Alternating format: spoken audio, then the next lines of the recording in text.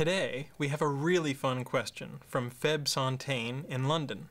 Feb asks, where do you see Google in 5 years? If there was one thing you would or could dispense, destroy, enhance, create, change on the internet, what would it be and why? Oh, such a good question. Okay, Feb, where do you see Google in 5 years? Well, let's talk a little bit about the philosophy of Google. I think of Google as an advocate for our users. So I hope that in 5 years, people, including me, can still see Google as an advocate for our users, that we're making the right long-term decisions that make users happy so that we get their loyalty so that they come back to Google. I think that I would love to see Google continue to be the open choice. There are some parts of our search system that we can't open source, like the web spam part of it, and a few other small pieces like that. But I would love to get to be as open as we could be. Google tends to let users leave with their data. So if you can take your Gmail or your calendar or your docs or your reader subscriptions and leave anytime you want, then people have to compete on a level playing ground. They have to compete on the basis of merit, not on lock-in. So I hope that Google continues to embrace that we keep that theme as we look forward 5 years. But maybe we're talking about gadgets. In 5 years, I really would like to see lasers projecting directly on my retina. It kind of annoys me that you have to have these displays which suck up your battery. And if we could just get the brain implant so that we wouldn't have to type all the time, and then the retina scanning laser, then the batteries would last a long time. So, you know, a 5-year goal, that should be doable, right?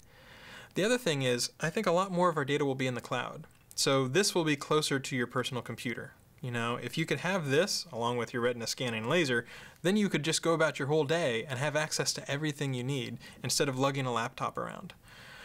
I think where else I see Google in 5 years is that we'll still have to pay a lot of attention to security. And that brings me to the second part of the question, which is, if there was one thing you could or would dispense, destroy, enhance, create, change on the internet, what would it be and why? And my answer is that if I could, I would get rid of all the crackers who put malicious malware on people's website results. Some people call them hackers. I think it's more correct to call them crackers, but either way, they're jerks.